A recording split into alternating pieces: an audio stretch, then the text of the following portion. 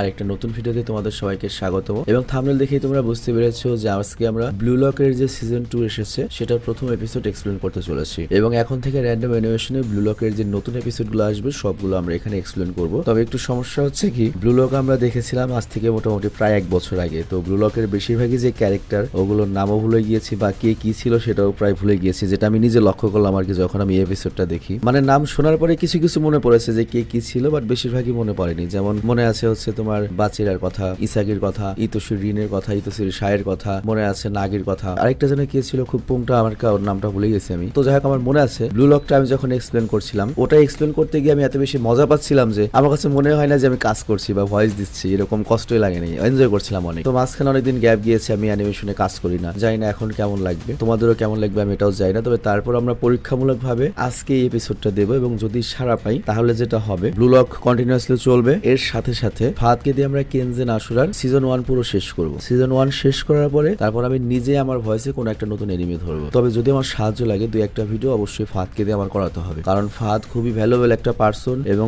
ভবিষ্যতে র্যান্ডম অ্যানিমেশনের হালরি ধরতে হবে। কারণ আমি যে জেনারেশনের বা আমার যে বয়স হয়ে গিয়েছে, আমার চেয়ে ফাহাদ তোমাদেরকে আরো বেশি এন্টারটেইন করতে পারবে, কারণ এনিমির ব্যাপারে ও আমার চেয়ে কম পক্ষে 100 গুণ বেশি জানে। তো যাই হোক, বাড়তি কোনো কথা নয়, তোমরা জানো আমাদের জনম জনমের অভ্যাস ছোট্ট একটা কমার্শিয়াল বিজ্ঞাপন থাকে, বাট ওই বিজ্ঞাপন আমি কখনো তোমাদের দেখতে দেই না, বিজ্ঞাপনটা স্কিপ করে তোমরা মূল ভিডিওতে চলে যাবে। হ্যালো বন্ধুরা, আজ আমরা এমন একটি অ্যাপ সম্পর্কে তোমাদের বলতে চাই যে অ্যাপটির অফিসিয়াল পার্টনার হচ্ছে পিএসজি।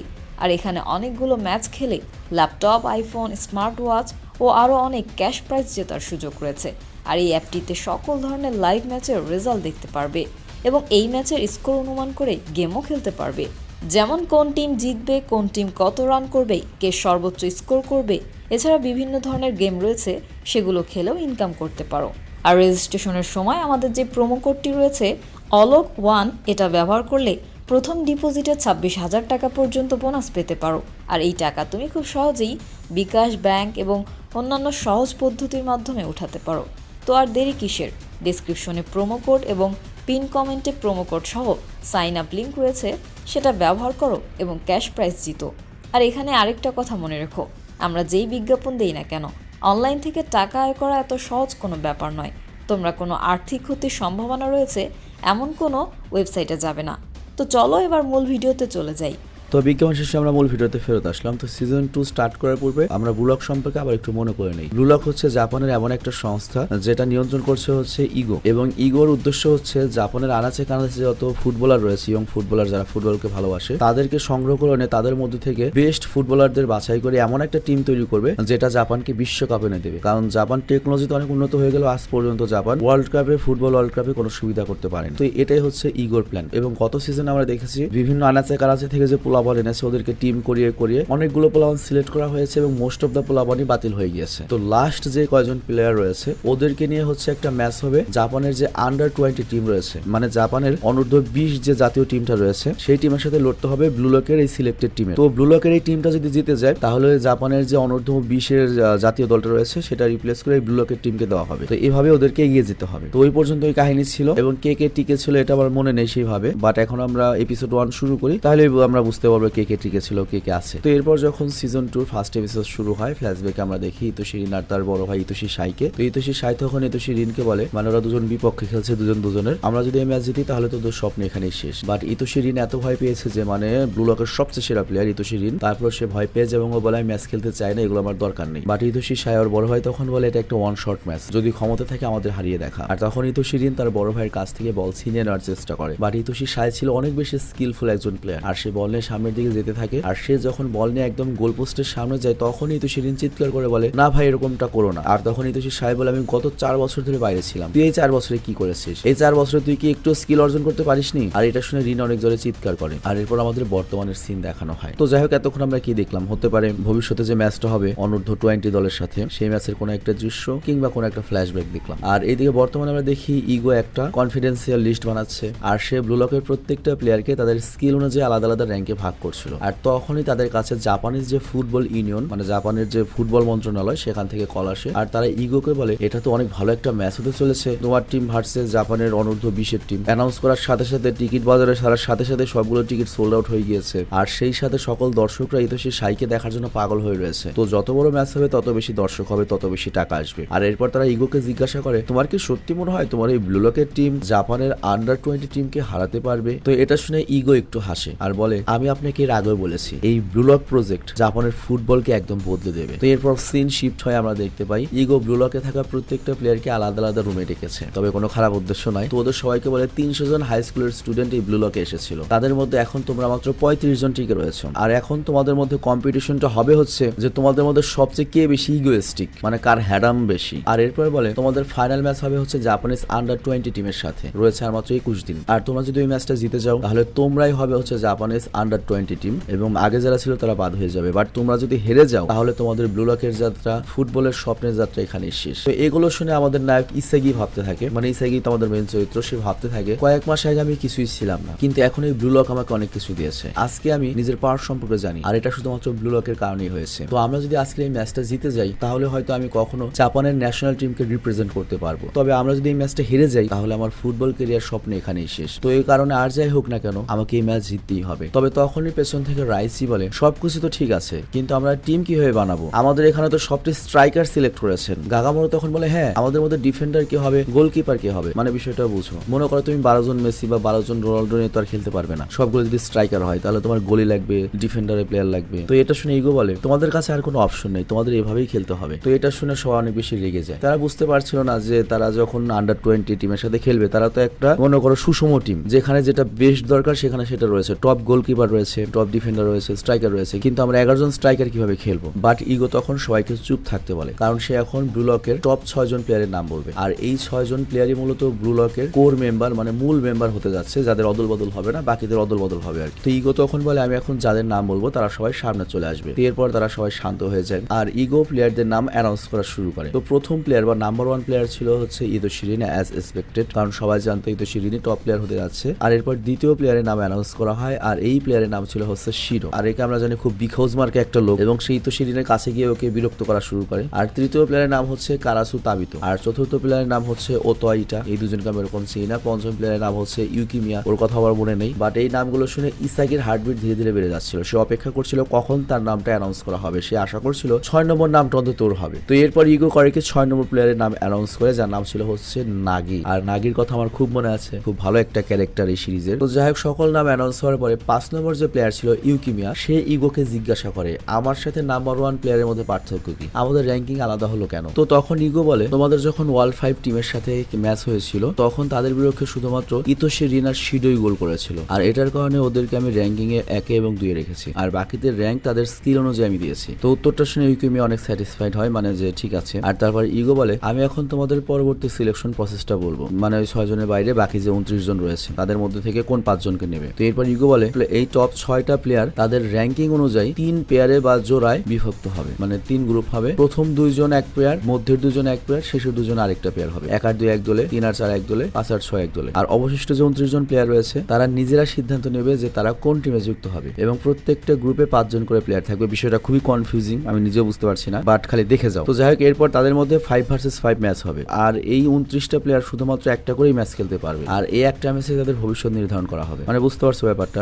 ইতোশি রিন আর শিডো মানে টপ 1 আর 2 মিলে ধরো এক দল 2 জনের, তুমি আমি মনে করো 29 জন থেকে। তো আমরা সিলেক্ট করলাম যে আমরা ইতোশির পক্ষে খেলবো, তারপর আরেক দলের সাথে খেলা হবে, হারলে বাদ, জিতলে আমাদের সিলেকশনের চান্স থাকবে পরবর্তী প্রসেসে যাব। তো যাই হোক টপ 6 জন প্লেয়ার বাদে বাকি যে 29 জন প্লেয়ার রয়েছে তারা একটা করে সুযোগ পাবে নিজেদেরকে প্রমাণ করার জন্য। আর ইগো বলে তোমরা হয়তো লক্ষ্য করেছো যে একটা গ্রুপে শুধুমাত্র 2 জন প্লেয়ার রয়েছে, আই মিন সেই গ্রুপে 5 জন প্লেয়ারের জায়গায় 4 জন প্লেয়ার রয়েছে। অর্থাৎ তোমাদের এই 29 জনের মধ্যে একজন প্লেয়ারকে 2টা টিমে খেলতে হবে আর তাদের মধ্যে সে একা মাত্র 2টা সুযোগ পাবে। আর সেই প্লেয়ারটা হবে 7 নম্বর র্যাঙ্কিং এর প্লেয়ার। আর এখানে আমাদের বলা হয় 7 নম্বর র্যাঙ্কিং এর প্লেয়ারটা হচ্ছে বাচিরা, মানে বাচিরা একমাত্র পার্সন যে 2টা চান্স পাবে আর কি। তো এটা শুনে ইসাকি অবাক হয়ে যায়। ইসাকি তখন বলে আমি এই 3 জনের সাথেই খেলেছি, ইতোশি রিন, বাচিরা, নাগি, কিন্তু এই 3 জন প্লেয়ারই আমাকে ছাড়িয়ে গিয়েছে। তো যাই হোক এরপর ইগো বলে টপ 6 প্লেয়ার তোমরা আলাদা রুমে যাবে, তবে একটা জিনিস মনে রাখো তোমাদের র্যাঙ্কিংও কিন্তু ফিক্সড না। তোমরা যদি ট্রাইআউটে ভালো পারফরমেন্স না করতে পারো তোমাদের র্যাঙ্কিংও কিন্তু বিপদে পড়তে পারে, মানে ওরাও র্যাঙ্ক থেকে সরে যেতে পারে। তো এরপর ইগো সেখানে থাকা বাকি 29 জন প্লেয়ারকে বলে তোমরা যদি এই ট্রাইআউটে ভালো পারফরমেন্স পারফরমেন্স দিতে চাও তাহলে তোমাদের দুইটা জিনিস খেয়াল রাখতে হবে, একটা হচ্ছে অ্যাগ্রেশন আর একটা হচ্ছে কো অ্যাসিস্ট্যান্স। অ্যাগ্রেশন মানে হচ্ছে খেইবা ইচ্ছা মতো খেলো, আর কো অ্যাসিস্ট্যান্ট মানে হচ্ছে আরেকজনকে সাহায্য করো গোল করতে।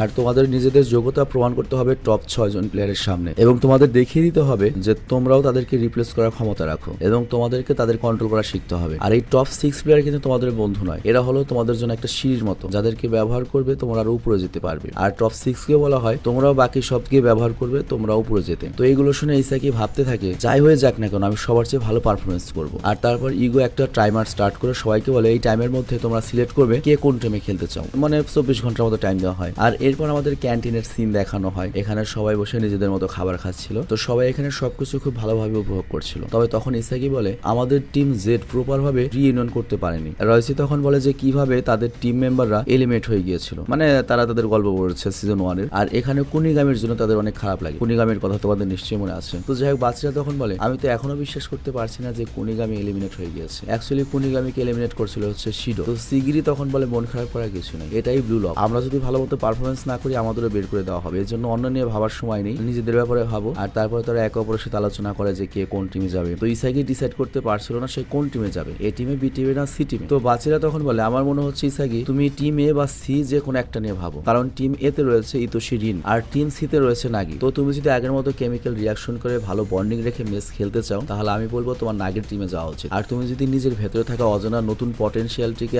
আনলক করতে চাও তাহলে তোমার ইতোশি রিনের টিমে যাওয়া উচিত। তো ইসাকি তখন বাচিরির কথা খুবই মনোযোগ দিয়ে শুনে যে আসলে তো ভালো কথা বলছে, আর ভাবতে থাকে কোন টিমে আমার যাওয়া উচিত। আর এরপর আমাদের টপ 6 এর ভিআইপি রুম দেখানো হয়, আর এখানে নাগি নিজের মতো গেম খেলছিল। আর তখন ওর সামনে 5 নম্বর যে টপ প্লেয়ার ইউকিমিয়া চলে আসে। তো ওদের দুজনের মধ্যে কথাবার্তা হয়, বন্ডিং মোটামুটি ভালো হয়। আর এরপর আসে রুমে শিডো, আর শিডো মানে ওই পাগলা আসার সাথে সাথে ইতোশি রিনের সাথে ঝামেলা শুরু করে দেয়, আর তারা দুজন মোটামুটি ফাইটই করা শুরু করবে প্রায়, তখনই ইগো চলে আসে। তো ইগো তখন বলে এগুলো বন্ধ করো, নিজেদের মধ্যে একটু ভারবার্তিক ব্যাপার আনো, তোমরা ব্লু লকের টপ প্লেয়ার, তোমরা এখনো বাচ্চাদের মতো এরকম আচরণ করতে পারো না। আর আমি তোমাদেরকে একটা কাজ দিচ্ছি, সেটা হচ্ছে তোমরা তোমাদের পার্টনারের সাথে একটা অ্যাটাকের প্যাটার্ন খোঁজো, যেটা তুমি একা কখনোই করতে পারবে না, মানে কিভাবে দুজনে মিলে পার্টনারশিপে গোল করবে এরকম একটা প্যাটার্ন খোঁজো, এবং তোমরা নিজেরা নিজেদেরকে অন্য একটা লেভেলে নিয়ে যাও এবং বাকি প্লেয়ারদেরকে নিজেদের টুল হিসেবে ব্যবহার করো, মানে 29টা থেকে যে বাকি প্লেয়ারগুলো আসবে 2-3টা ওদেরকে ইউজ করে পৃথিবীর সবচেয়ে বেস্ট প্লেয়ার হও। মনে রাখো জাপানিজ ফুটবল টিমকে সম্পূর্ণভাবে বদলে দেওয়ার দায়িত্ব কিন্তু তোমাদের হাতে, তোমরা নিজেরাই নিজেদেরকে চ্যালেঞ্জ করবে। আর কোনোভাবে আমার স্বপ্ন কিন্তু ভেঙে যেতে দেবে না, আমার স্বপ্ন জাপানিজ ফুটবল টিম একসময় বিশ্বকাপ খেলবে। আর এরপর আমাদের ওয়াশরুমের সিন দেখানো হয়, আর এখানে ইসাকি বাচিরা বলা সেই কথাটা নিয়ে ভাবতে থাকে যে ও কোন টিমে যাবে। আর তখন এখানে পাগলা বারো চলে আসে, আর বারো বলে ও ইসাকি তুই এখনো নিজের উপর সন্দেহ করছিস, তুই আসলেই শালা একটা গাধা, আর তুই টপ 6 প্লেয়ারে কেন থাকলি না, তুই তো সেই প্লেয়ার ছিলি যাকে আমি একদম শেষ করে দিতে চাইতাম, কিন্তু তুই যে এভাবে ভিড়ের মধ্যে পিছিয়ে যাবে এটা আমি কল্পনা করিনি গাধা। আর এই কথা বলেও চলে যায়। আর তখনই নিকো আসে ইসাকির কাছে আর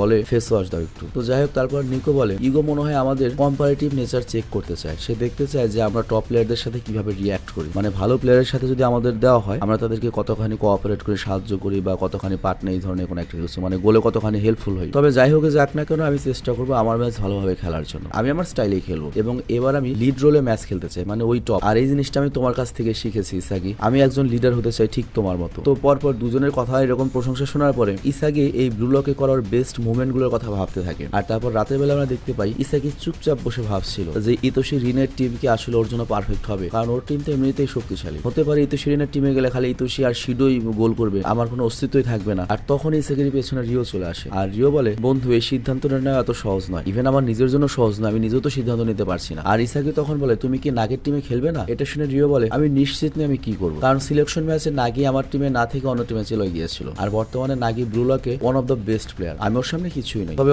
আমি জানি ওর জন্য আমি এত দূর এসেছি, তবে ওর সাথে খেলার মতো একটু কনফিডেন্স আমার আর নেই। তবে আমি জানি আমি যদি এই সুযোগটা না দেই তাহলে নাগি আমার চেয়ে আর অনেক বেশি এগিয়ে যাবে, তাহলে হয়তো আমি আর কখনো ওর সাথে খেলতে পারবো না। তো এটা শুনে ইসাকি কিছু রিয়ালাইজ করে, আর সে তখন বলে হ্যাঁ আমরা এখনো যদি তার সাথে না খেলি তাহলে সে হয়তো একদিন এমন এক জায়গায় পৌঁছে যাবে যেদিন কখনো আর ওর সাথে খেলার আমরা সুযোগ পাবো না বা ওর লেভেলে পৌঁছাতেই পারবো না। আর তারপর ইসাকি বলে আমি সিদ্ধান্ত নিয়ে নিয়েছি, আমি খেলবো ইতোশি রিনের সাথে। এটা অবশ্যই কঠিন, কিন্তু আমি প্রমাণ করবো যে আমি মোটেও ভুল সিদ্ধান্ত নেইনি। মানে বিষয়টা বুঝিয়ে বলি ইতোশি রিন এবং শিরো টপ প্লেয়ার, টপ 2 প্লেয়ার, ওখানে গেলে কিন্তু ইসাকি কিছুই না, ও গোল করতে পারবে না, ও কিন্তু অনুজ্জ্বল থাকবে। ধরো তুমি গ্রামের ক্রিকেট ভালো খেলো, এখন তোমাকে যদি জাতীয় দলে পাঠানো হয় তোমাকে কেউ দেখবে বা তোমার খেলা উঠবে এরকম একটা ব্যাপার, কিন্তু তোমার যে তুমি জাতীয় দলও সাকিব আল হাসানের চেয়ে ভালো করবে। তো যাই হোক এর পরের দিনের সিন দেখানো হয়, আর এখন টিম সিলেকশনের পার্ট শেষ হয়ে গিয়েছে, সবাইকে এখন হল রুমে ডাকা হয়। তো ইসাকি ইতোশি রিনের সাথে টিমে ছিল, আর তখন সে নোটিস করে যে বাচিরাও তার টিমে রয়েছে। তো যাই হোক ইসাকি কিন্তু ইতোশি রিনের টিমে গিয়েছে, আর তখনও নোটিস করে বাচিরা ওর সাথে টিম এতে এসেছে, মানে ইতোশি রিনের টিম এসেছে। আর অন্যদিকে টিম বিতে আবার রয়েছে হচ্ছে ওর অনেক বন্ধু, যেমন রাইসি, নিকো, বারো, চিগিরি। আর অন্যদিকে টিম সিতে নাগির সাথে রয়েছে হচ্ছে রিও, মানে নাগির পুরনো বন্ধু সেই রিও। আর এরপর আমরা দেখি ইসাগি ইগোর কথাগুলো মনে মনে চিন্তা করতে থাকে যে যাই হয়ে যাক না কেন আমার অস্তিত্ব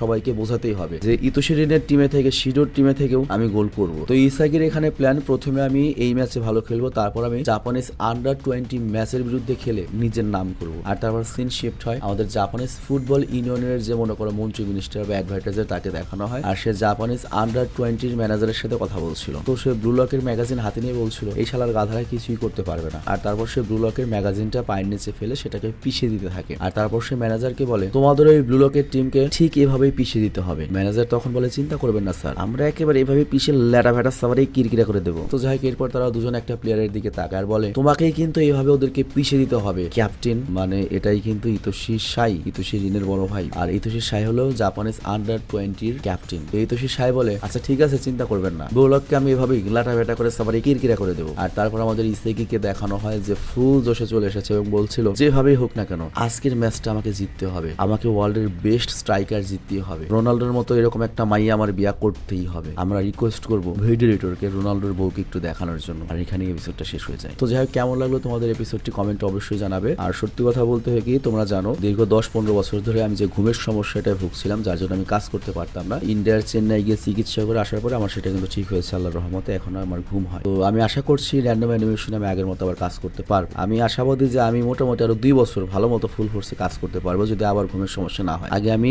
এই ভয়েসটা দিতাম হচ্ছে রাত 4টায়, বাট এখন আমি 3 চ্যানেলে কাজ শেষ করেছি, তারপরেও এখনো 4টা বাজেনি, বিকাল 4টা বাজেনি, সকাল থেকে কাজ শুরু করেছি। তো আমি আস্তে আস্তে আমার ঘুমের টাইমিংটা কিন্তু ঠিক করে নিয়েছি। এবং তোমাদের মধ্যে যাদের ঘুমের সমস্যা আছে তোমরাও কিন্তু অবশ্যই এখন থেকে ডক্টর দেখিয়ে ডক্টরের পরামর্শে আস্তে আস্তে স্বাভাবিক লাইফে আসো। তা না হলে বয়স যখন বেশি হয়ে যাবে তখন কিন্তু টোটাল ডিপ্রেসড হয়ে যাবে, একবারে মনে করো যে লাইফ আবল তাবল হয়ে যাবে, পাগল পাগল হয়ে যাবে একসময়। এখন তোমাদের বয়স কম, তোমাদের শরীরে জোর বেশি, শরীরে সহ্য ক্ষমতা বেশি, বাট বয়স যখন 30 পার হয়ে যাবে, 34 হয়ে যাবে, তখন দেখবে যে টানা 2-3 দিন ঘুম না হলে কোনো কিছু ভালো লাগবে না, পাগল পাগল হয়ে যাবে, মানসিক রোগী হয়ে যাবে। আর একটা কথা আবারও বলছি আমি, এন্টারটেইনিং কিন্তু আমাদের লাইফের ফার্স্ট প্রায়োরিটি না। আমাদের লাইফের ফার্স্ট প্রায়োরিটি